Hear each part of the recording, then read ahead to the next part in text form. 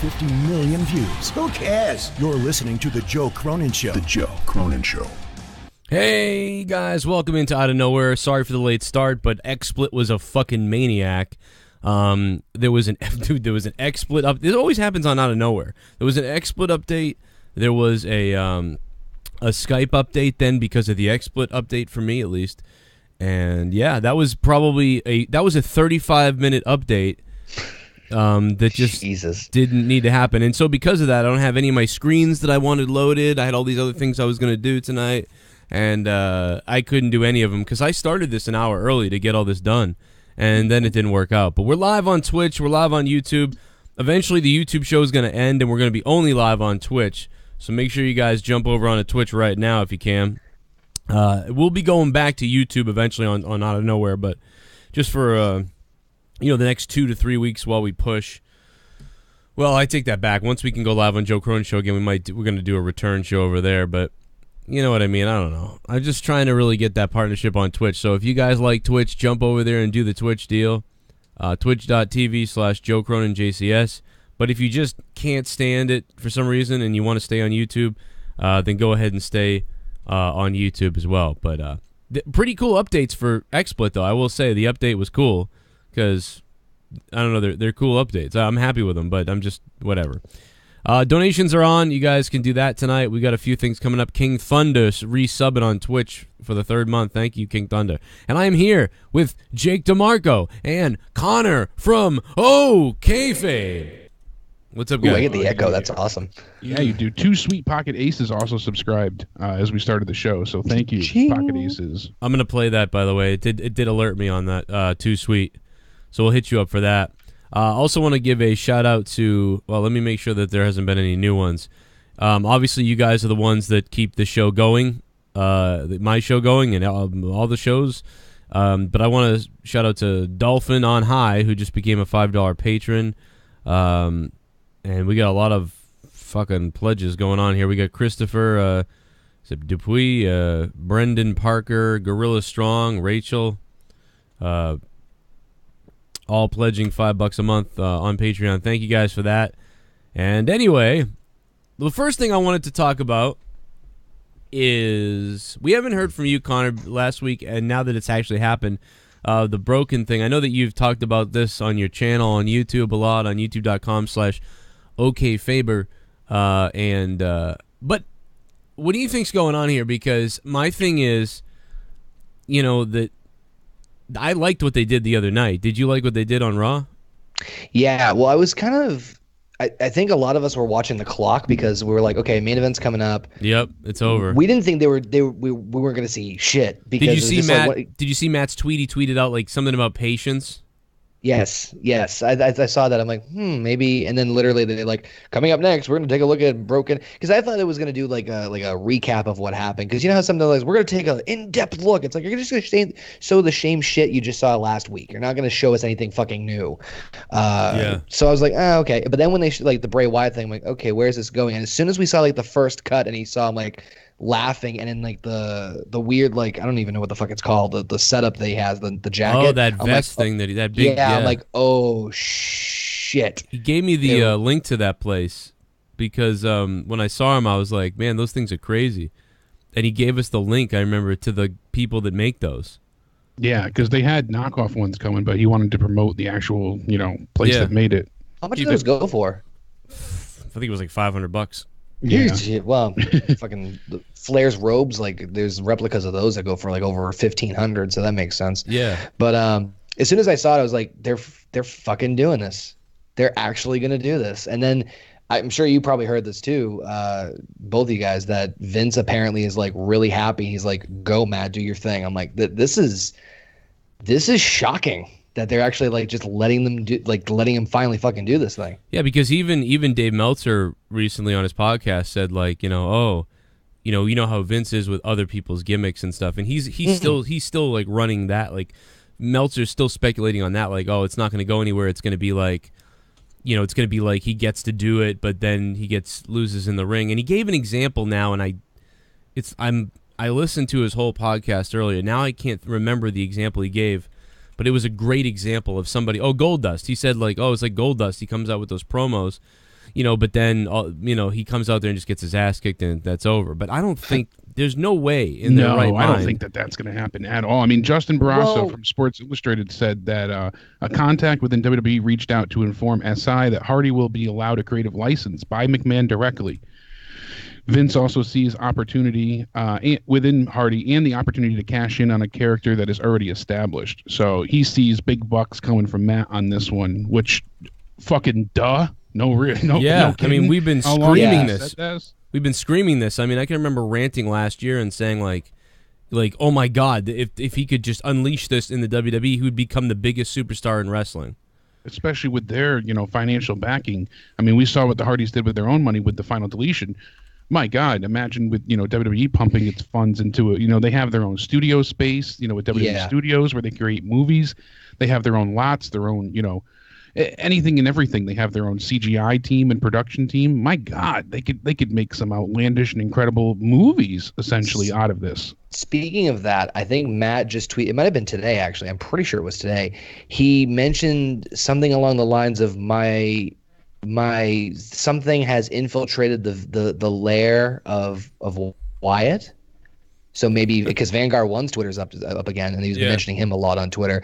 I think maybe that he has found a way to get into that. I think they did the best character with Bray, because realistically that's what everybody wanted to see. That's like the dream scenario of Broken Matt versus Bray Wyatt, and I don't know. It just kind of more shocking because how many fucking months have we been talking about this since Mania, right? Yeah, well, before Mania. Really. I mean, since last year with TNA when they started, but realistically, since Mania. Matt said, thank the 7 deities that Vanguard 1 was able to successfully hack into Bray Wyatt's fallacies. That's it. That's what it is. Marveloso. Yeah. Imagine they did vignette things like that too, where like Vanguard 1 was flying to like Sister Abigail's thing, like. And it was like trolling him. I think they're going to have these kind of things. I think it's going to happen. That's what I'm excited about. Are you surprised? I'm surprised that they went with Wyatt right away, though, because it seemed like that was like what you would build to. But they were just like, nope, go right at it. And the other thing Dave Meltzer said was like, oh, I'm worried because everybody that works with Bray Wyatt, it all seems to go to hell. It doesn't work out for anybody, especially Bray Wyatt. Yeah, well, but this could be the first time it does work out. Maybe, I mean, it's such an over-the-top character and such an over-the-top gimmick. Like, realistically, I think Vince probably was gauging the reaction that first night. And if you go back, because I watched the video a bunch of times, you go back and listen to the audience caught on instantly. They knew exactly what was going on. It's a different age now. Like, back in the day when like guys would jump ship to WCW or WWE or even like the early 2000s, you weren't really sure how a gimmick was going to get over. But now with like the internet and obviously TNA obviously being well known and pretty much the broken gimmick being the best thing that came out of there in the last 5 years, it's so huge and so, over, for lack of a over, but that it can very easily get over outside of WWE. It's like how the Bullet Club was able to get so big. So it's such a different landscape to see. Yeah, they're able to transcend. Right. So to have like it's one of those things where I think before Vince is like, I don't know if this is going to be the same. We're going to get over the same. But as soon as he came on and as soon as that first cutaway, the crowd went maybe not huge nuts, but had enough of a reaction where it's like, yeah, they're going to let this thing go. I'm just really more surprised that Vince is just letting creative licensing, not that I'm complaining, but just shocked they're doing this. This is not really something you hear Vince doing.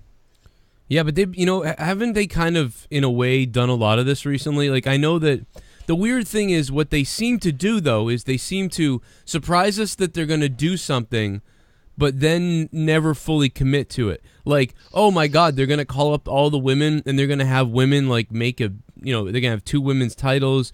They're going to make the women have this women's revolution. Wow. But the women's wrestling really hasn't done that much, even though that's all the hype they gave us. Oh, they're going to go out and get Finn Balor and all these things, and he's going to come up, and oh, Shinsuke Nakamura is going to be on the main roster now.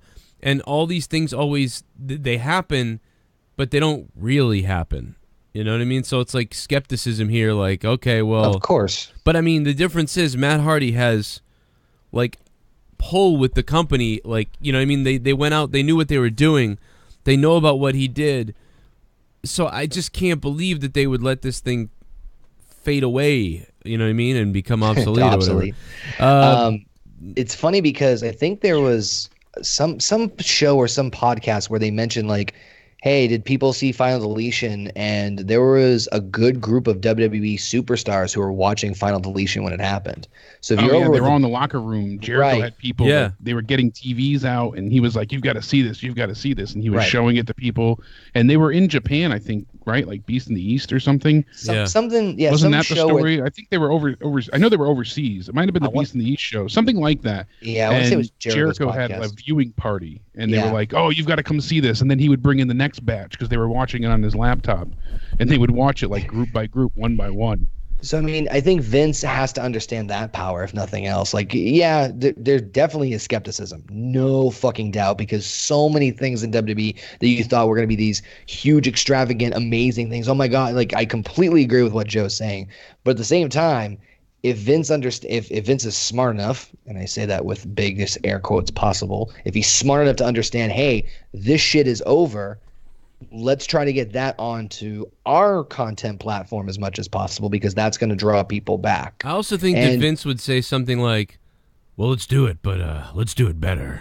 You know, like that type. That's pretty much exactly the thought process I'm thinking. Yeah, like that. I mean, I could see Vince saying like, yeah, you know, what you did over there is pretty cool, pretty amazing. Everybody talked about it, but let's really do it. You know, that's the way that Vince thinks, and that's the way that, you know, Matt Hardy would pitch it, because that's how Matt was speaking. You know what I mean? When I saw him in person, when he was on social media, you could tell Matt Hardy was speaking like, man, wait till we can really do this. Like, I still have DMs from him. Well, I don't have many more because my old Twitter account's gone, but my DMs from him were like, dude, wait till you see what we can do in WWE and what we do in WWE. He's like, it is on now. Like he that was his mindset. So he had to have had a conversation about this early on. And, you know, I should have brought this up a while ago now that I think about it. But, you know, that was kind of a hint right there. Like, wait till you see what we can do now. Like, now it's really on. You know, so that was his mindset going in right after WrestleMania. So and his mindset at WrestleCon, like, wait till you see what we do next and stuff. And it wasn't like, oh, we're gonna be at WrestleMania, that will surprise you. It was like this gimmick, like, this thing. He was genuinely excited to entertain. He just wanted to create content for people to enjoy. That's what it all came down to. You know, it'd be awesome. And he like reinvigorated himself with this gimmick. I think they were like on their way out, honestly, until this happened. Because you could see he was miserable. He didn't. Neither Hardy looked interested in anything that they were doing up until the broken gimmick happened. So, hey, Glorious Eugene just said tickets for 205 Live in Rhode Island are $5. Yeah. Why are they doing that? So, Joe, they're doing Lowell too. I saw that. I was like, well, you know, maybe, but like, why do I want to go see Nia Jax referee an Enzo Amore match against Kalisto? I don't know. Well, I don't want to see that. I want to see the undercard of the Cruiserweights just tear it up on a house show. That's what I want to see. That's the thing. It'd be great to see, you know, because a lot of those guys are extremely impressive, but it's just, I don't know. Talk about undervaluing them, and it's really a hard sell at this point, because they haven't done enough to push them as their own brand. What? How much? $105 gets you front row ringside. Wow. Yeah. Shit, I'd go to that. It would be great for the wrestling content. I mean, the guys put on outstanding matches. That's my point. Is that, you know, especially in they're essentially trying to run like indie shows, like little indie shows. Yeah. But what's weird is, like, with them saying like, oh, you know, Starrcade, we're not going to make any money if we tape it and film it and we do all these things. How are they making money off something like this? I don't know. They're not. That's why they're only doing 3 shows. They're spotting them, and they're just kind of doing them in like test markets. But why? Merchandising. Is that what it is? That's what they make money off of, merchandising. I don't know if you remember. Don't you think it's a sample though? Don't you think it is? It's just a test. Like, let's see what happens with this. Absolutely. Because I don't know if you remember this, Joe, because I distinctly remember this. Remember when they relaunched ECW in 2006? Yeah. They had ECW do their own house shows, and then they combined them with SmackDowns. So they wanted to see how ECW did on its own first, and then, since it didn't, remember? Dude, I do remember that, but you know what? 205 Live is running in Kingston, Rhode Island. I'm not saying it's gonna be any better. I'm just saying that that's their fucking. I think that's their thought process. Mindset. Yeah. Sadly, I mean, it was never a worry or question about the wrestling or their abilities. We knew that they were going to be fucking fantastic and just go out there and kill it, give us great matches, you know, time and time again. But there has been not one real decent or interesting story that developed the entire time the cruiserweight division has been active. This current iteration of it. No. The most I could say is maybe Neville and Austin Aries was decent for a little bit, but even that was not great. There really hasn't been anything worthwhile or worth mentioning, and that's the problem. People, they like the other night on Monday Night Raw, the cruiserweights match was good. It was a really good match. Had some phenomenal spots, and Mustafa Ali damn near killed himself going off the top rope. Yeah. But there was no investment. We didn't give a shit who won the match because you didn't care about any of the participants. Right, but that's why I kind of want to go to see this show, because what exactly are they going to put on? It's either going to be a shit. Are they really going to kill themselves? It's either going to be a shit show, or they're going to do some insane, crazy crap that's going to be really interesting to see. They might do something that's so next level for the cruiserweight division, in the sense that it'll trend on Twitter, it'll go wild on Reddit, and people will be like, oh, this is the next must-see thing. That's the only thing I can envision them attempting to do, is generate buzz with a small test set of shows. I just want to yell. What else would be the reason? I just want to heckle Grand Metalik. That's the only reason why I want to go. No, but let me play some of these donations here. We'll take a quick second to see what you guys have been saying, and here we go. Let me go back and get that first sub here. Who was it? Oh yeah, Too Sweet. Let me just replay that.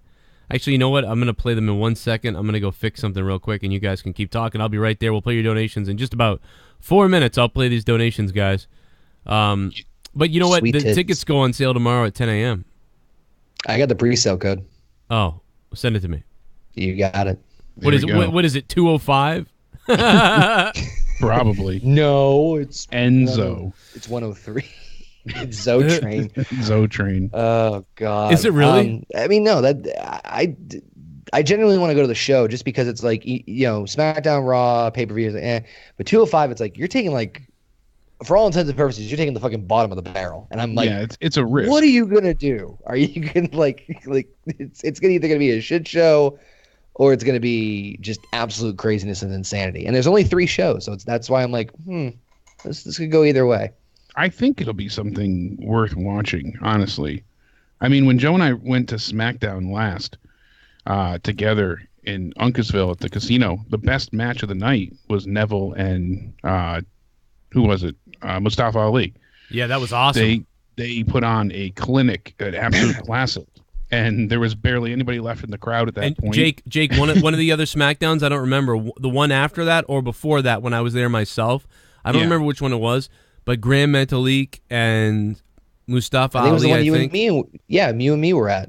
Was that the one? Whatever. Remember Grand Metalik? Who would he wrestle? I think it was Noam Dar, because he bounced. He came up off the rope. He like bounced once, then twice, and then did a moonsault. Yeah. Like he was in the. Yeah. I'm like, fucking nuts, man. There was a guy next to me, and he was like a 48-year-old guy, and he was weird, and he was like, "Who are these guys? This is weird, man. I want to go home, honey." He's like, let's just stay, and he was like loud the whole time, and he's in the front row next to me. Yeah, that was Manchester. I remember that. That happens, and then the guy literally said something like.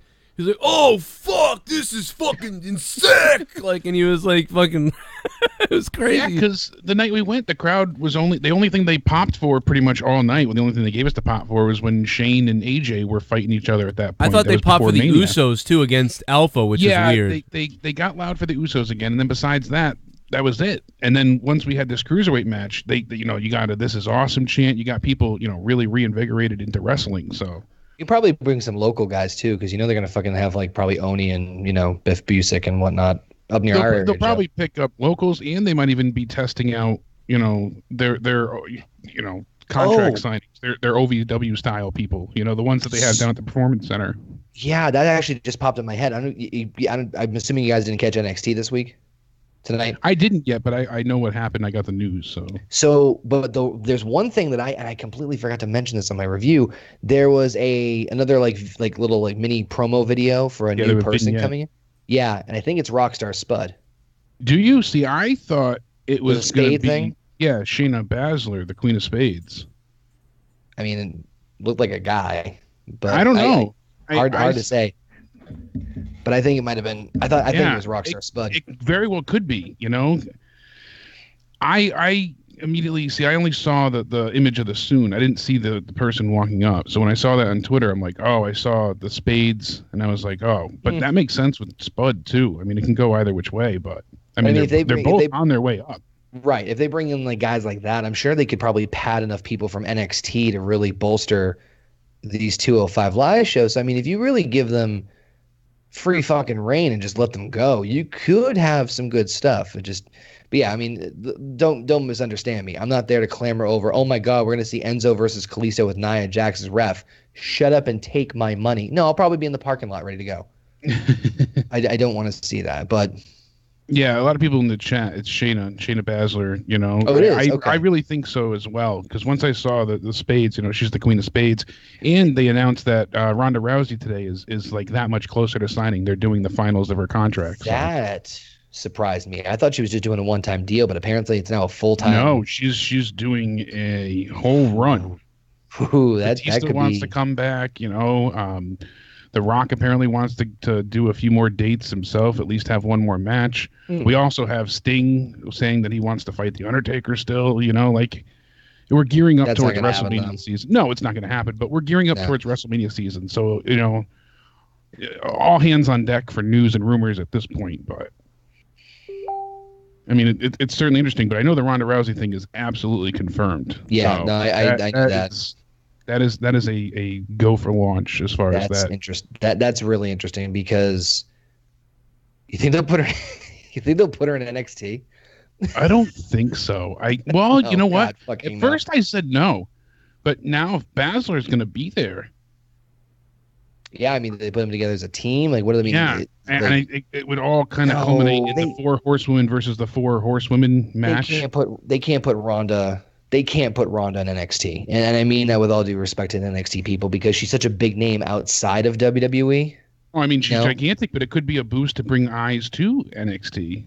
I mean, I could play devil's advocate. Put her in a takeover? Yeah. Yeah. I mean, you have her debut at a takeover. Even if she's just ringside for somebody, people are going to want to see what because she hasn't been seen really anywhere. She's had maybe 1 or 2 interviews. Everything's been sparse since she got her comeback loss. Mm-hmm. So, I mean, she got defeated the first time, she lost the title, and then she made her comeback and she lost again. We haven't seen her in ring, no action, no. Right. She's been pretty much dormant. She's popped up here or there, but it hasn't been, an abundant amount of appearances. So that would be a huge draw for WWE in general. Well, it will be when she goes, but the more I think about it, I don't see her going to NXT. The main reason is because remember she was featured at WrestleMania too. So you're going to tell me like, you know what I mean, like going to feature her at WrestleMania 31 with The Rock and Triple H and Stephanie McMahon. And then it's like, oh, you're in NXT. I mean, it sends a positive, it sends a message saying like everybody's going to come through there. But I just feel like because of her star power, they're not gonna keep her on NXT. No, I think it'll be a very short stay if she was to go. I agree with you there. Yeah. But I could really see them doing something like that because I've said this for a while now. I don't see why they don't have people going into NXT every now and again. And I can understand the argument, well, you're taking away from the younger talent having matches, but wouldn't it also elevate them to work with some of the people on the main roster?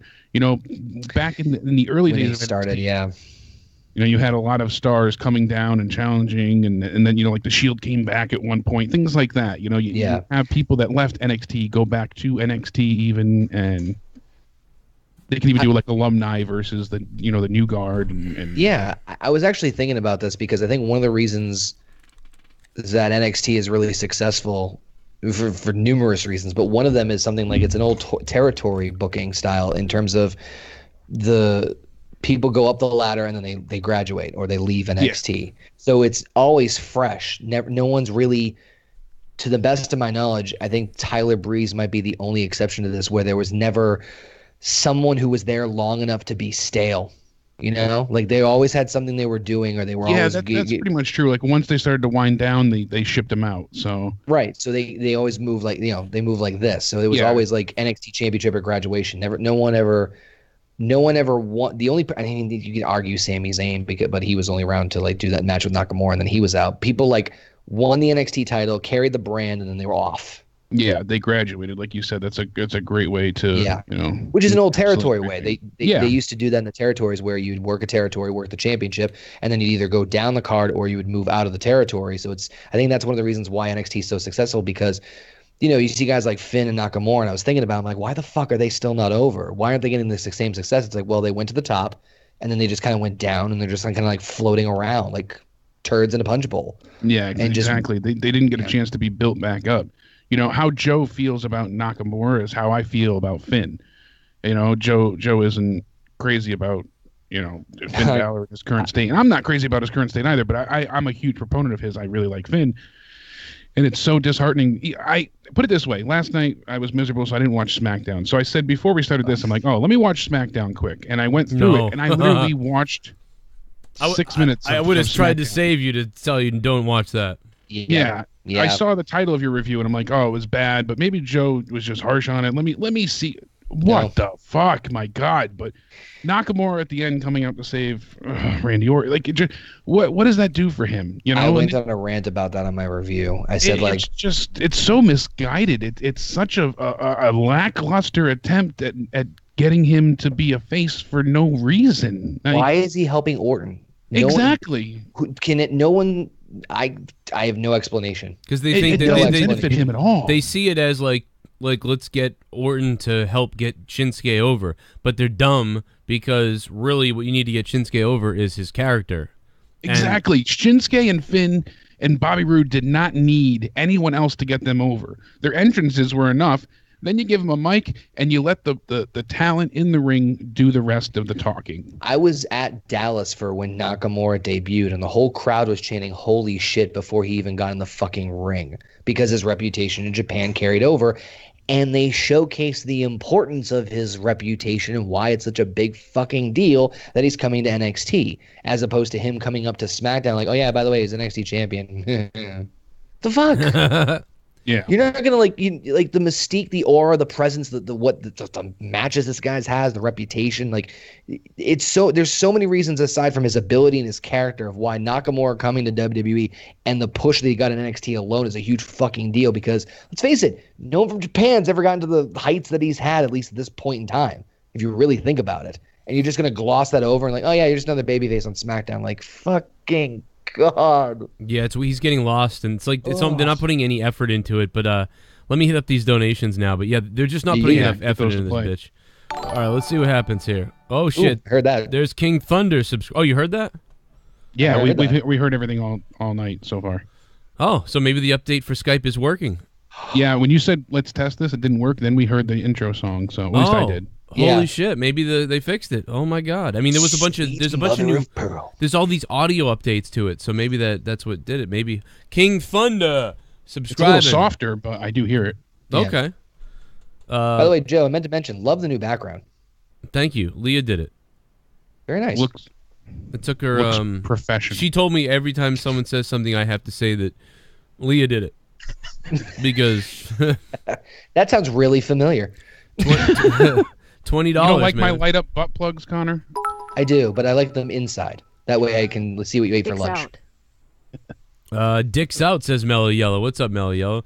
Yeah, Justin Bailey did get his Twitter banned again. Yeah, it's now at Justin Bailey, I think, UI. All because he just called someone a faggot. Because they superimposed something on his Twitter that something on that he was subscribed to, something he's not subscribed to. So he called the guy a fag.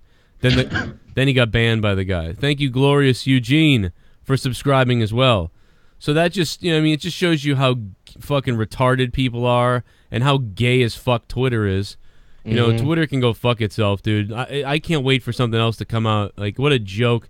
I mean, he's only one behind me. Now he just needs one more, and he can tie me.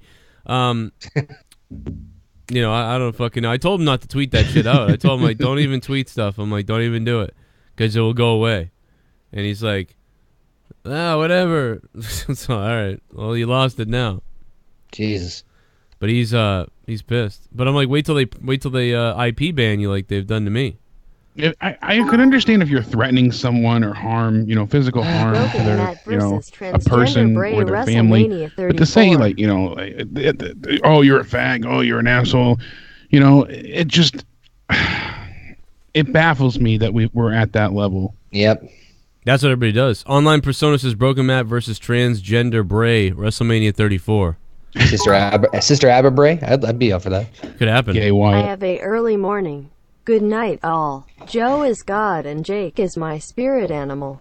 Oh, Mellow Yellow, man. Good night, bro. Thanks for the 100 bits. Thanks for stopping by. Probably already asleep by now because I played this a while ago. Well, no wonder you guys couldn't hear anything. My microphone volume was on the computer internally was down to like 40, so that's why nobody could hear anything.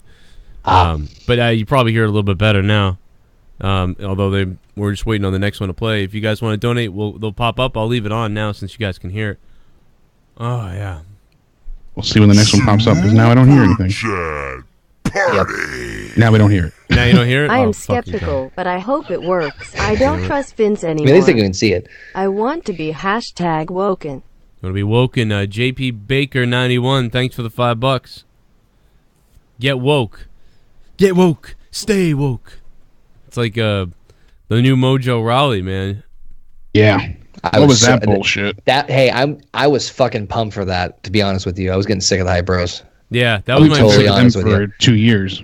But I was saying that on Twitter. I'm like, he has every reason to attack Zack Ryder. And then he literally did the promo and said exactly what I said why he would attack him. Like, see, he's not a heel. He's just pissed. Yeah, he's Using a mad. little bit of logic. He's pulling a Gronk copied him. Love the show. Thank you, Pavey, for the 50 bits. 50 motherfucking bits. Show me your bits. Nibble on my bits. Oh, droopy, saggy bits. Canadian Basement's internet went down. What the fuck, man? Damn it, Basement. What do you have, Comcast? Oh, there's two sweet pocket aces with their sub. Thank you for subscribing to Twitch. We're live on twitch.tv/Joe Cronin Show and live on the Corrupted Podcast YouTube channel. And in about 10 days from now, we'll be able to be live again from my real channel, Joe Cronin Show. Yay! Rejoice! Yay! Best Christmas present ever. Is that a real belt on top of that Money in the Bank, or is that one of the kids' belts? No, actually, you know what? That's the there's so much shit behind Cracker Jack. it. No, it's the they have like a toy one, but it's like bigger and like better material. Okay. Oh, yeah, the $100 one.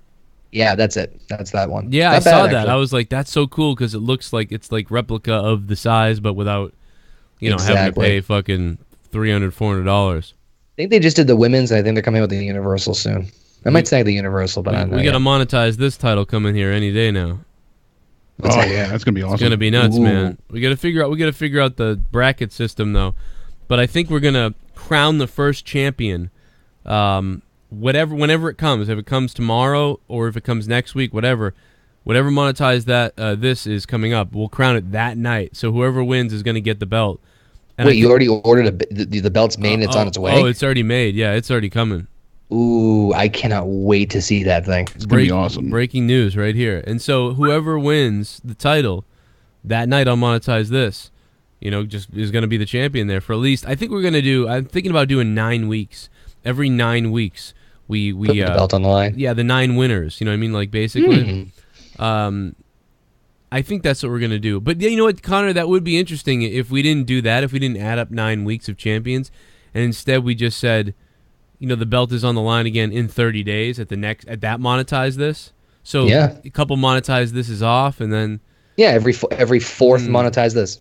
But why would we do? But then it makes me think like, well, why would we do the point system then on the other weeks? Then you know what I mean? Yeah, kinda so weird. we'll have to fine-tune that. Well, you're Yeah, not gonna do shit, Jay, because you ain't even fucking on the show. But I'm just kidding. Hey, I told you I'd come on the other night. You were full up. No, we were full up. Yeah, we were. I'll fill your ass up. Whenever you need me, I told you I'll be there. All right. With Well, the light up blood plugs, and you're good. I messaged you. I said I'll bring my light-up butt plugs. I try not to call when you have a full show because I don't like taking away from people that like to call in. Yeah, it's hard to get anybody even on anyway. Yeah, exactly. I'll throw like a donation every once in a while just for support, but then it's like it's too crowded sometimes. I'm like, I just like to sit back and listen and just watch the magic unfold. Yeah, a lot of Exactly. people say that. That's a lot of times why I didn't do the SmackDown show either because I talk so fucking much as is on the Raw review. I like people to get their chance to speak their piece. A lot of times we get to shout out the phone line more because it's like, you call and it's busy and you call and you're like, well, I don't want to keep calling and missing the show. So I'll just fuck it. Like, you know what I mean? So it'd be nice if we could have. I'm working on trying to get one of those. I might get a real phone line. I'm not sure yet, but I think I want to get a real phone line and a real patch system and patch it in the computer. Because when I looked at all the programs, there's like so many programs where it's like it picks up, puts you on hold, and you can hear the show. Yeah, right. And like a radio show. Yeah, just like a radio show, and then all the lines are blinking, and I can see. And then it's like, that's better because you can hear the show on your phone. But, I mean, I guess you could still hear on the laptop, too, so I don't fucking know what to do. But I don't know. I've heard those are really cheap, actually. Yeah, I don't think... They're not that expensive. With the software I was looking at, I was like, man, for $300, we could have a real sick system. I mean, but for $80, I mean, we could have... we could have that at least. So, I don't know. Speaking of calls, let's take a call. Let's take some. Let's take a call. 661, what's up? Joe, I wanted to talk about the Royal Rumble. Royal Rumble. Yeah, let's talk about it. I have two questions about it. Who do you think should enter at number 30, and who would your surprise entrance be? Number 30. My surprise entrant would be CM Punk, but that ain't gonna happen. But I wanted that to happen too. I was like, oh my god. Number 30, Woken Matt Hardy. No, it's probably gonna be. I think Shinsuke is gonna win it. I mean, that'd be amazing. Shinsuke's my pick to win it, but I don't know. About like surprises this year might be bad. I don't know. Imagine if Punk comes out number 30. That Philly crowd's gonna pop. Dude, I don't even know what I would do. That'd be nuts. But I don't know. I think if you did 2 NXT guys, that would be a good surprise, like they did with Tye last year. Yeah, who would come up though now? I mean, like, it's like a shell down there. Yeah, I would do Roderick Strong, and yeah, but is anyone really gonna pop for him? I'm not saying it would be a pop, but it would be just a surprise factor because they didn't put any legends in last year, right? No, I don't think so. I can't remember my name, so you're asking me for that's too far away. It's too long ago. My number 30 would be Strowman, by the way, just because I'd really be interested to see, and that would get the person super over. See, I would want Strowman to be number 1 and have him break Kane's elimination record this year. Yeah, but remember he came in early last year and he got taken out early. I would rather wait. That's what I don't want to happen. I'd love to see him just be fucking possessed madman. Aleister Black would be cool, but yeah, that's true too. Well, I mean, they do that though. They pocket the Rumble where there's like a bunch of guys in there, then someone comes in and just fucking cleans house. I would love to see. All right, I would love to see Aleister Black be number 1 with that entrance, because that would be an epic thing. Like for him to first guy, for like everyone to go dark and people would be like, "Who's the first entrant in the Royal Rumble?" And then fucking it's risen up like a goddamn vampire. Holy shit, dude, that would be sick. That crowd would go nuts. I mean, he could last a long time before he got eliminated. Ooh, that would be. You think there's a chance that Daniel Bryan can enter the Rumble? People keep saying that. I mean, you know what's going to be bad, guys? Here's what's going to be bad. The Rumble is cursed. The Rumble has been cursed ever since Daniel Bryan didn't win it either time he should have. So it really has been tainted. That the crowds have been angry at the Rumble because they wanted Daniel Bryan to win so bad, and then he didn't even show up the first time. Then the second time getting eliminated. That Rumble has been fucked up ever since Daniel Bryan didn't win it.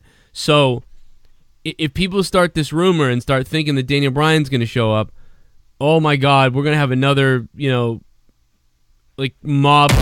Whoa, shit, Jesus. We're going to have another mob crowd attacking during the Rumble again. That Philly crowd. Yeah, they'll hijack the show. I mean, they're in Philly again. So does the WWE get it yet? Do they get yet what the Philly fans want? I mean, they kind of did it a little better last year, but I mean, do they get it? They must get it, right? We're in Philly again. The Roman Reigns got booed. They booed The Rock. If Shinsuke Nakamura, you're giving him too much credit. Maybe they're going to be like, you know what? Just give these guys their thing because fuck it, give them Shinsuke. It's the best case scenario. I think if Styles is going to keep the belt, which as far as I know, he's not dropping it anytime soon. I think that would make the most sense, especially in Philly. Yeah, the Rumble's after Wrestle Kingdom, so I would like to see Kenny Omega. By the way, if anybody wants to go after anybody, these are the people involved in the tweet for Justin Bailey. whoever these people are, clearly the people that. I mean, it's not EA Madden. I mean, I tweeted them originally, but obviously this guy is the guy. So if anybody wants to try to get somebody's IP perma banned, that's the guy right there. Obviously, so go for it, because Bailey's Bailey's not happy. But such bullshit. What was I gonna Joe, say? sidebar really quick. You want to hear a quick little story? I went to go pick up dinner on Friday night, and I go into the pizza place, and they had this really cool light up snowman there, and I was like, oh, I like the snowman. And the place is a real small establishment. It only has 3 tables, but they do a lot of takeout. And the lady was sitting with her friend over far left table, so that 1, 2, 3 looks like a triangle. The table furthest away, and I wasn't even that loud, but she immediately turned her head and she's like, "That's a snow woman." I shit you not, snow woman. There's nothing on this snowman. There's no characteristics. There's no lipstick. There's nothing. There's no snow boobs. There's no snowballs either. So, but I mean, it just is a goddamn snowman. Light up LED style snowman. And I was like, oh, and I kind of chuckled. And she's like, if you don't have the decency, you could at least say snow person. And she turned her head. Where was this? At the pizza place. I would have said, "Where's?" I was so baffled, dude. I'm not even joking. Taken aback. when people say stuff like that, like, "Oh, it's a snow," and they're serious, I look at it. I would have looked at it. I'm not even kidding. I would have looked at it and said, "Well, where's the cunt?" Well, this no woman's a cunt, but where's the tits? Jesus. I couldn't even say anything witty because I was so just taken off guard because I thought she was kidding. She was like, "That's a snow woman," and I started to chuckle, and she's like, "Well, the least you could do is say snow person, then, sir." I was like, "Oh, is this for real?" How did you know? She didn't have any snowballs. So. I so want that to happen. There was no snowballs. There was no snow cunt either. But there was nothing that identified this as male or female. There wasn't like a top hat and a pipe. It was just a fucking snowman. There wasn't a frosted tip. I probably would have made fun of whatever she looked like at that point. I don't know why. I'm horrible. I would have said I don't know. There was should have just taken the fucking. She must have been ugly though. I guarantee garlic. this girl was ugly as shit, right? Oh, absolutely. What's that Carlin joke? People against abortion. Yeah. Well, this chick is. I know she's ugly because these are the people. This is like the new thing with gross women who live alone with a cat, and they hate everybody, like that. But now they can come out of the woodwork because there's all this weird shit. I was waiting for her to high five the female that she was sitting with, like she, stood up to male oppression. Oh no. Like that kind of, she looked so proud of herself, and I was just so dumbfounded. I wanted to whip my dick out and smack her with it, but I didn't know what to do. You should have. I would have done it with a snowman. I would have whipped my dick out and just beat the snowman. I would have asked. I would have said, what the hell's a snow person? And then I would have said, what the hell's a snow woman? Is it close to a snow cunt? Does it have tits? Exactly. There was no identifying features at all. Can you dissect the anatomy of a snow person? Exactly. What if they have gender identity issues? A snowman could be a woman snowman too. It doesn't even matter. The man is. That's the thing that the man isn't. It's not exactly like male. Yeah, I mean it is technically, but it's not we don't use it in the way of it must be a man. A snowman could be a woman. It's and without calling it a snow woman. To me, we don't use the feminine and it's the asexual. It's neutral. Exactly. It doesn't have a fucking gender. You're personifying human characteristics. Maybe you have to say snowman. You have to say snowman. If that's it's if you say snowman, then it's not right. Like snowman. No, snow. Don't say snowman. Say snowman. Snowman. You should have shoved one of those garlic bread. Garlic knots up her twat and change the name. Get rid of the A and just make O. So snowman. Hey, snowman. Gotta catch 'em all. What's going on there, snowman? You're a broken snowman Hardy. By the way, let me for the people that haven't seen it yet, I do have a little bit of a sneak peek of the Monetize This championship title. It's not the greatest thing, but it's beautiful. There it is. The Monetize This championship. That's a sneak peek. I do love the middle plate. Oh, in black and white. That's just a little preview. I love the black. I was gonna get a silver belt, but they were out of silver belts, so I took the gold. Ooh. I took the gold. Oh, it's so weird. They have interchanging side plates for everybody on the team. Yeah, that'd be awesome. That'd be kind of cool. And then people could keep their plates. It's too bad. Right. So like Ken would have a foul mouth one, JB would have his, and imagine having to ship that to each other each week. Like every time you won, there's just one belt, and you just got to FedEx to the other guy. That's why I'd be a little creeped out by Leah's if she had the freaking Fox thing that she has on her Skype. That thing just freaking creeps me out. Her old Fox was like cute. Now she has like a deranged looking Fox. It's weird. It's been on crack for 3 days and hasn't slept in a week. It looks more like Roy the Raccoon than the Fox. But... And it's a homo. Hey, the fag of all foxes. Well, Leah's person. Leah's brother's gay, so like it runs in the family for her. So it could be it could be in the pets too, You're not assuming. and I've got a cousin that's gay too, so we got 3 kids. One of our 3 kids is probably in this, could eventually grow up to, go be involved in that. You're not off base there. Oh, Connor missed our discussion on the Raw review talking about how you are enlightened with the fact that, or enlightened us with the fact that Finn you think is hiding in the closet. Yeah, I think Finn Balor's might be in the closet. Might be bisexual. At least bi. I could see that. Like he's just too perfect. He plays with Legos. I'm just saying, I don't know. For some reason, I don't know why this just popped in my head. Hey, Finn, you had a set of 50. I'm counting 49. Where's the 5th one? He just the 50th, and you just look over. Or he's doing the stand thing. Yeah. Oh, yeah, baby. That's how that hands up gimmick started. I thought Ronda Rousey already signed with the WWE, but it says in this news thing that Ronda Rousey signing is imminent. But I thought, I thought so too. But apparently she's finalizing, her contract now. It's being worked over. And do you think she'll go to NXT? I guess maybe. Yeah, maybe she will. I wouldn't think so. I think she would train and then, go up and... Jesus, I forgot he was still on the line. I figured that she would train and then she would go up to, just go up to the main roster. I wouldn't think that she would... That ideally makes the most sense, but with Shayna Baszler, debuting on NXT soon, I figured maybe they'll have her there and then they'll move them up and do the 4 versus 4 horsewomen match they've alluded to. They showed a bit of that at the women's tournament. So the only reason I didn't think she was going to go to NXT was because she was already fucking like prominently featured at WrestleMania. So like why would you? Because she's obviously bigger than, I don't know. It's a weird scenario. I wouldn't mind either or, but I don't know. I don't think I'd mind either or either, but it'd be interesting because in NXT I feel like it would be very raucous in NXT. I don't know. But I don't know why they would use her in NXT. I don't know. I feel like they would build her up as long as they could go and kind of keep her secret and then pop her up around WrestleMania time or something. I mean, they probably will. Or SummerSlam time or something.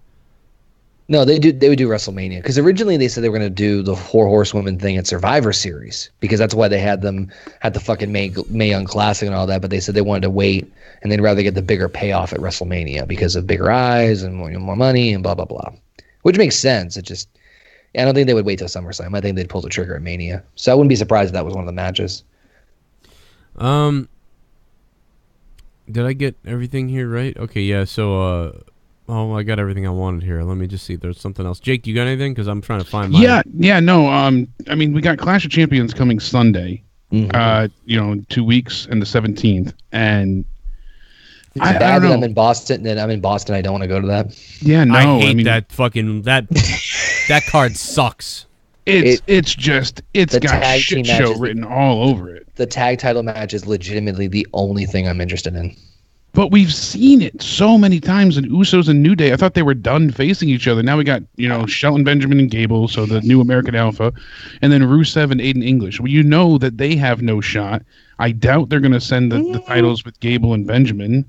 I don't know. You heard Rusev and English's reaction on SmackDown. Yeah, but they still don't have much faith in Rusev from, recent reports that I've read.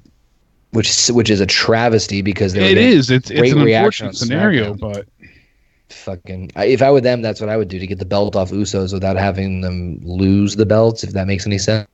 Yeah, and then the big news coming out of this is that, I don't know if you guys have heard this yet, but Shane McMahon, obviously you know this part. Shane McMahon's going to be the special guest ref of the tag match. He announced a stipulation, which didn't sit well with Daniel Bryan.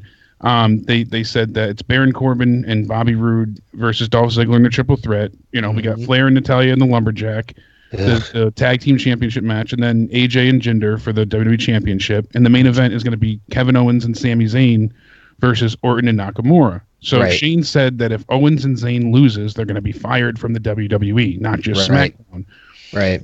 And I guess the point behind this is that now, with SmackDown suffering huge viewership decreases, the ratings are down. They lost over 187,000 viewers last week, or this week, excuse me. Okay. That's bad. So they're going to have a big heel turn with Shane McMahon turning heel. That's their proposed plan. What? Shane McMahon has played the bad guy before. It's just been a very long time. Ever since returning to WWE, McMahon has been seen as an overwhelming babyface. The idea behind all this was to make McMahon push it to a level where he's putting Owens and Zayn in a position of being a sympathetic babyface duo. Shane McMahon will become unhinged, take his anger out even more on the members of the SmackDown Live locker room, only to add weight to the angle. Cage Side Seats notes that the current program will take McMahon overboard in his authoritative antics. He's going to continue to punish Owens and Zayn, which will lead to his heel turn. The real question is, where will the real payoff for the story be? So okay. Okay, hold on. What the fuck? The Shane turning heel thing I could see coming a mile fucking away, but making Owens and Zayn a babyface? Are you fucking they're trying to do high? Duo turn there because they feel like it's not working. Owens not a goddamn sympathetic babyface. He is fucking not. There's nothing about him that screams sympathetic babyface. No. I was saying this on my SmackDown thing where they're obviously setting this up to turn a Daniel Bryan, Shane McMahon beef, obviously. Yeah. So and the thing I was trying to rack my head around is, Owens and Zayn are going to win. They're going to win at Clash of Champions. There's they have to. They're not going to be fired. Right. So the question is, if it was fired from SmackDown, then I'd be like, oh, that's written in stone. Because we heard for such a long time that they were going to go to Raw. Right. And so that was like, well, that means I was actually contemplating that after I watched SmackDown and tried to do the review, was the only thing I could possibly see them doing to have Daniel Bryan, because Daniel Bryan's not going to wrestle. There's no, I don't think he's not wrestling in WWE. So if he's going to do something to involve himself in the match, it has to be involving Shane as the ref. And so I said either he's going to prevent Shane from being the referee, like locking him in the locker room, or his car tires got slashed or some shit like that, something like crazy. Or, and this is the other bold one, is that something's going to happen in the match where Shane gets knocked out and Daniel Bryan throws another referee in and counts the 3 to give them the win. I thought Daniel Bryan was going to come down and be the referee. That's what I thought. Ooh. That could happen as well. Ooh, I like that one. And then I actually like that one and then a I lot. thought, they would be like, he would do that and ruin the whole thing. Kevin Owens and Zayn win.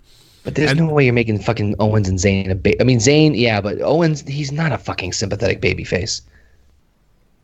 No, and it was reported recently, too, that the rumor killer on WWE Doctor is clearing Daniel Bryan.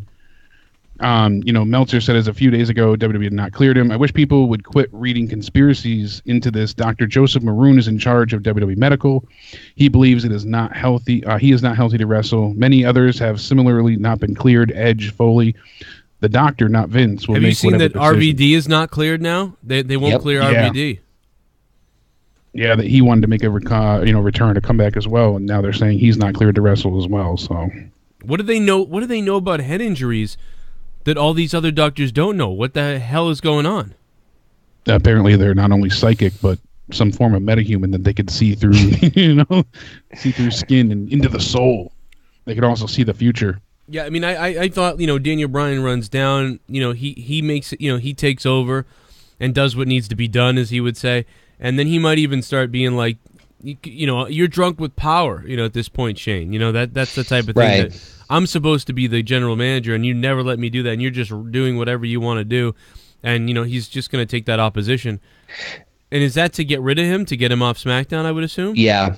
I think Daniel Bryan's one of them is going to go off. I think it's Daniel Bryan. I think they're going to write Daniel Bryan off with SmackDown because his contract's up soon anyway. No, it's September, right? September, yeah, it's a while. Yeah, September. So maybe, I don't know, maybe a break or something. I don't fucking know. But actually, I was thinking about this. What would be really ironic is if, let's say that shit all goes down and it leads to a match at WrestleMania where Shane and Daniel Bryan are going to have some sort of match where the winner gets full control of SmackDown. I think that's where it's going to be going. But obviously, since Daniel Bryan can't wrestle, he needs to appoint someone to wrestle on his behalf. And it would be very ironic if he picked Kevin Owens to do that. Oh, It would be, but kind of defeats the point and purpose of, since we've already seen that, we saw them in Hell in a Cell. So true, very true. We have seen that, but it's different because he's it's a different role reversal where Kevin Owens you can see like Daniel Bryan trying to be the voice of reason and all that, and how ironic would if you're gonna try and turn Kevin Owens babyface. I think that would be probably one of the only ways you would do it. That's a big if. Why would they turn him babyface at this point? I don't know. And that's the biggest that's the biggest problem I had. Everything else heels. I completely get. Don't they need heels on that show? Who's a heel? I mean, Jinder, Owens, Zayn. It really they don't have many. Corbin. No. Like if they turn Owens is like one of their top heels. I don't know why they would want to turn him. Who else? Dolph Ziggler is a heel. Yeah, they don't heels? But they don't have many, so they need him. Owens fluctuates between the top of the mid card and the bottom of the main card, I guess you could say. I'm just not a fan of him with Sami Zayn together. Sammy's too hyper. I actually like Sami Zayn as a heel, especially where he's still doing the dancing shtick because it pisses people off even more. Yeah, I'm fine with that, but just put it this way, for some reason, them together currently just isn't melding well to me. I'm not buying into it. Exactly. Like it. Did you see the GIF? It feels all one-sided. I think I tweeted. I think it was Matthew from Botchamania. It was the funniest thing I've seen with fucking what's his name? Nelson. Yes, I was Simpson. fucking dying. Did you see that, Joe? No. What are you talking about? No. So it's a GIF from an episode of The Simpsons where what's the bully's name again? Oh, Nelson. I know about what you're referencing, but yeah, where what the other boy's the like, nerdy one. Yeah, it's like jumping around him and they play Sami Zayn's music. It's like this is Kevin Owens and Sami Zayn coming to the ring. I'm like fucking so accurate. It was hilarious. Yeah, that's funny. I get it now. Yeah, that's funny. I remember that. That's an older episode. Yeah, dude. I don't know. It's something about them I don't like either. I mean, I do. There's the one side of me that's like, what Zayn's doing is actually amazing that because I didn't think he could do this, but it's like this is actually working because I want to wring his neck, like. But at the same time, like I hate him, kind of like actually hate him now, like it's not even. So I but maybe that's right. Maybe that's the goal, I guess. But I don't know. Idea. Like, it used to be that I hated people, but I don't know when I actually hated Bret Hart. Like there was a time, like I love Bret Hart, but there was a time when I legit hated Bret Hart.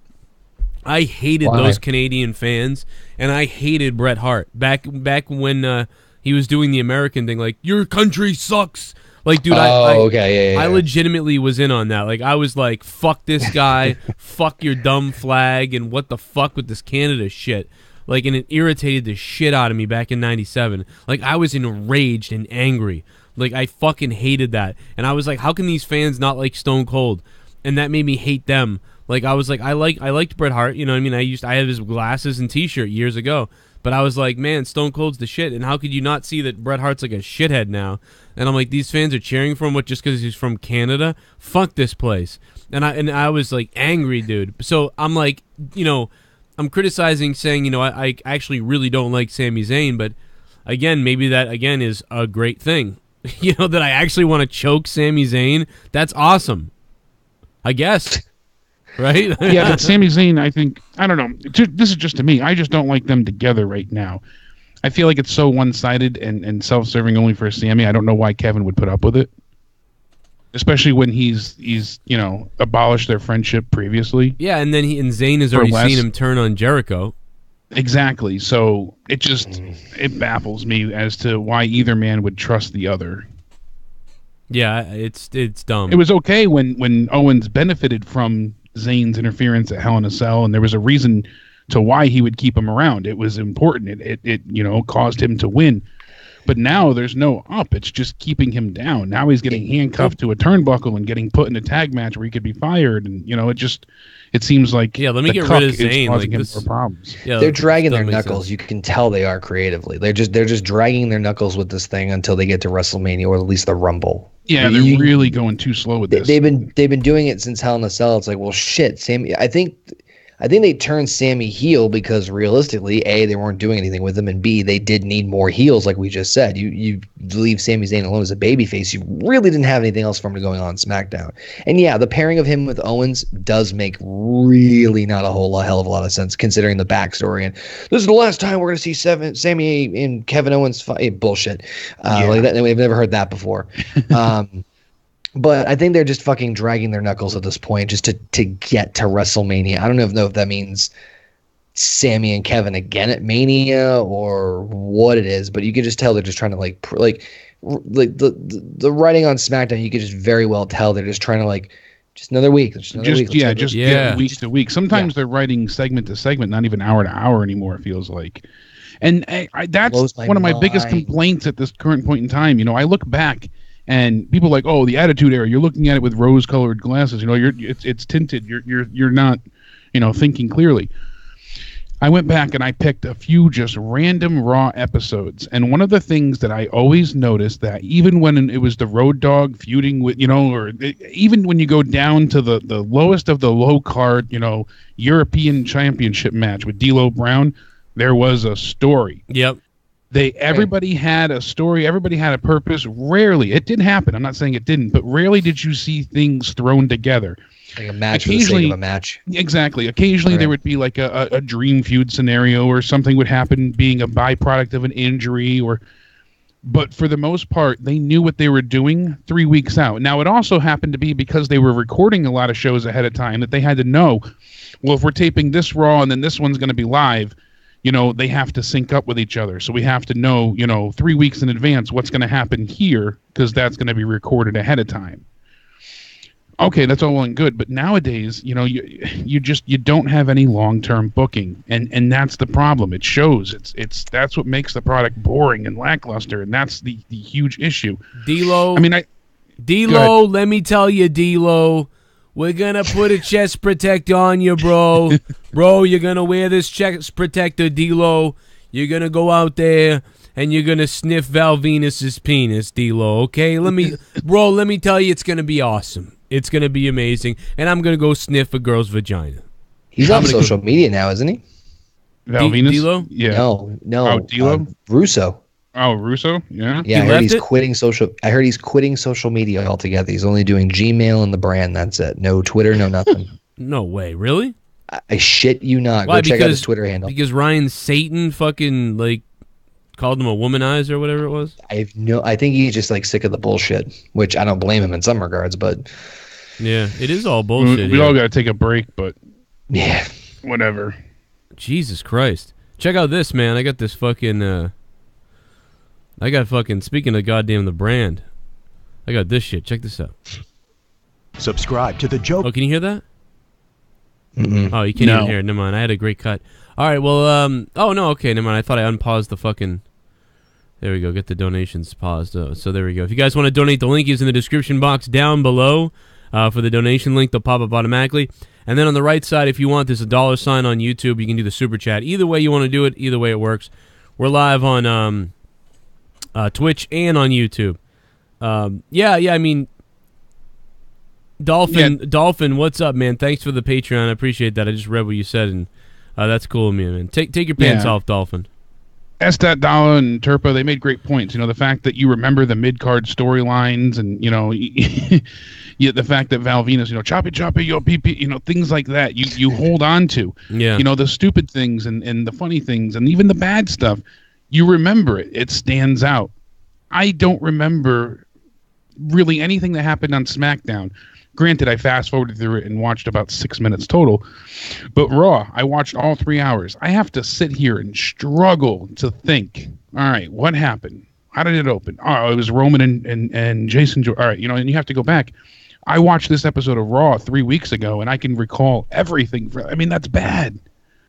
That's I don't know how they don't have the, you know, the it just in hindsight, yeah, I guess, but you know, they should have the foresight, I should say, to see that they're floundering. Losing 200,000 viewers in a week is not okay. You can't pat yourself on the back for this. No, but they're not seeing that. That's I think that's the problem. I don't understand how they're not grasping that this is a problem. Because they're the creme de la creme. They're the top of the top of the industry. You know, it is only them. But I mean, no one wants to watch Clash of Champions. Can I tell you guys who I'm concerned about? Who's that? I'm concerned about Clash of Champions is a joke. I actually don't want to go. Like, I mean, no, I don't either. Unless I was getting tickets for free, I'm not going to go to that. My wife was like, "Oh, let me get you tickets to the pay-per-view for Christmas." I'm like, "Don't." Yeah. Don't. Are they $20? You know, I'd rather go to 205 Live. Yeah, and that's huge. That's $5. But right. No, I'm concerned about Dawson and Dash. I'm concerned about the revival because these guys had an awesome run in NXT for a year, and I loved them. I loved their look. I loved their entrance music. I love what they do in the ring. I just love what they do, man. I love it.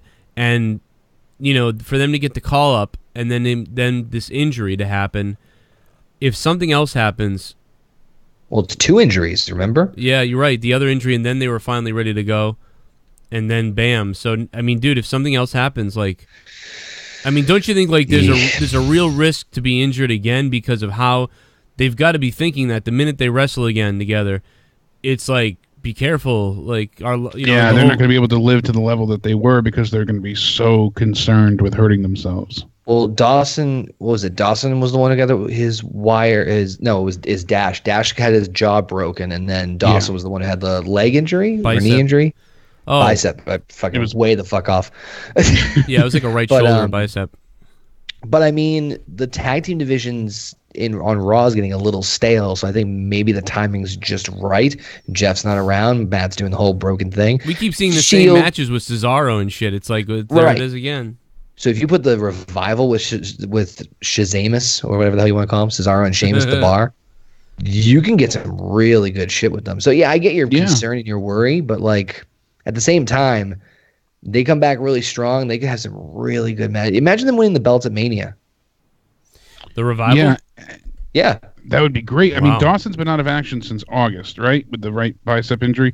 And the report says that he'd be out 4 to 6 months. So Dawson and you know, Dash Wilder, they've been off Raw since. And the last match was on July 24th. And they lost 6 straight, or who was it? Yeah, Dash lost 6 straight matches on Main Event in September and October. Then he lost to Dustin Rhodes at Starrcade. You know, so it's like you've got a lot to overcome. But right here, the report says the revival should be back in action before the Rumble. Okay. Right. So you give them enough build. I mean, this is PW Insider reporting this too. So what's going to happen next Monday with Matt Hardy and the Hardys? I mean, with Matt Hardy rather. I mean, do you think we're going to see in-house promo? He's going to be at the arena, and I think him and Bray are going to go face to face. I don't think we'll see a match or anything, but I think we'll see them go face to face, and it's going to start building up the mythos and universe of the Woken Matt Hardy. They'll start adding like the Vanguard and maybe things like that. So I would love to see Bray cut a promo in that dark neutral space that he always cuts a promo from, and then just Matt slowly sneak up behind him with this big grin, and then and then he goes, "Ha!" and like he just runs off. Yes, and just that's it. Nothing fucking else. That would be weird. Yeah, I don't think they'll do that. That's funny, but we just feel like that's all we get for this week. That's all we need. Moving on. Oh my god, no! Dude, honestly, what they did the other night was just thank God they did that because I was ready to rage. So that was great what they did. But I'm hoping that in a 3-hour show eventually, especially this week coming up, that they really, we get him in the ring and everything, and like you said, him and Bray Wyatt. I mean, it'd be nice, but again, it seems like they're really building towards When's the next pay-per-view? Because I'm looking at the Chicago Raw. That's the thing that I said in my mind is that Chicago Raw. So there's no Raw pay-per-view until Rumble. Yeah, that's and then then Raw gets Chamber in February, and then SmackDown gets Fastlane in March. Because Mania is a little late this year. It's like the second week of April. So Wyatt and Hardy have the potential to have matches on Raw, or have the match on Raw, have them meet next week, then have them have a match the week after that. Or even prolonging that even more. Yeah, I don't think they'll have a match for 3 weeks from now. So it'll pass Christmas. You know what I mean? That makes sense. Oh, I think the match would be in Chicago. I really would think it would happen in Chicago at that Raw. Isn't that when they're for Christmas? Yeah, for Christmas. Chicago? Sure. Yeah, that's what I'm saying. So that the third week, yeah. For Christmas, I have brought you a deletion. For Christmas. Because I think if Matt was complaining that he was going to be away from his family for Christmas, or Rebby was, right? She was saying so at least give them a reason to be away. I think so. They won't even be in Chicago. You think Matt won't be in Chicago? I think wonderful. I think that he's going to be there. I think they already signed up for it. I think they had to. That's the beauty of the gimmick. I think he's less mad now. I think he'll show up on Christmas Day to do as long as he's doing the gimmick. But him not in the gimmick, I think would have made him mad when they did. And they were right. And at the time, it was like, oh, can't do the gimmick, and you got to be at Raw on the day of Christmas with your family. But what else? Another thing I'll say is, so I think they're going to meet that day. There's going to be something that they do on Christmas Day night. And I think that's going to be something they build up to for Christmas to get people to tune in, because everybody's so hyped that not a lot of people are going to be watching on Christmas. I think that they're going to use Matt. That's why I think they won't have a match till then. I think they're going to be in the ring this week face to face, and that's when we'll get maybe a Vanguard one thing, or maybe we'll get some type of allusion to it, and to really build up because the people that don't know about Broken Matt, they're gonna explain a little bit more of the mythos, the backstory, the universe of because he's saying, the 7 deities and how I've had this vessel, his body's been around for centuries, and so they're gonna try and delve into this a bit more. So I think we might even get a backstage promo or segment and see Matt. I want to see Senior Benjamin again. I really think that the Rumble's going to be the deletion. I think they're going to do a deletion at the Rumble. You know what I mean? I think they might do something major at the Rumble and have, because the Rumble they could do a deletion, and that would be okay to not have the match in the ring if they did something pre-taped or But what if they did the deletion the House during of the Horrors Rumble? thing? What? That's during the Rumble? What if they did the deletion during the Rumble? The 30-man Rumble, you mean? Matt and Bray are in the Rumble. They both go out the ring, but they go under the ropes because remember, you can't get eliminated unless you go over the top. They go out and do their thing. It gets a cut feed of back and forth between the Rumble match and what the fuck's going on, the deletion. Hopefully better than that Bray Wyatt Randy Orton shit they did. That House of Horrors match. And then they circle back and finish the Rumble. I would say that's a good idea, but I think the WWE won't want to take away from the Rumble. So I think it'd be too much chaos, because even when they do that kind of stuff on the outside of the match, it takes away from the Rumble. Like when they had Roman getting put through the table and stuff. Guys, we're going live for bonus talk on Twitch. We're leaving YouTube. It's a pretty calm night tonight. It's 1 a.m. We started the show late. This whole show was fucked up, and apparently it's just I can tell. Is a bad thing. So we're going to go live on Twitch. The YouTube feed's going to go down. We're going to go into bonus overtime here on Twitch. Hopefully the fucking link I'm sending you guys is working. So go over to Twitch right now if you want to watch the bonus talk. And then I'll be recording my bonus shit for Patreon tonight. So thank you, everybody on YouTube, guys. We'll see you next week for Out of Nowhere on Wednesday next week. And that will be... we'll still be here. Same thing as next week, because we won't be able to go live on JCS until the week after that. But yeah, we'll be live on Twitch. Come hang out. We're not done yet on Twitch. Go to Twitch. Go to Twitch. Good night, everybody. Connor from OKFabe. Go sub him on YouTube. YouTube.com/OKFaber. Then of course Jake DeMarco. Hit him up on Twitter at CountdownEnded. And you're good, bro. You're good to go, bro. Vince Russo's leaving. He's leaving Twitter, bro. Oh, the SJW was one.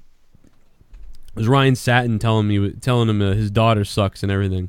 That made Vince Russo leave. That's what sent him over the edge. All right, guys. We'll see you on Twitch.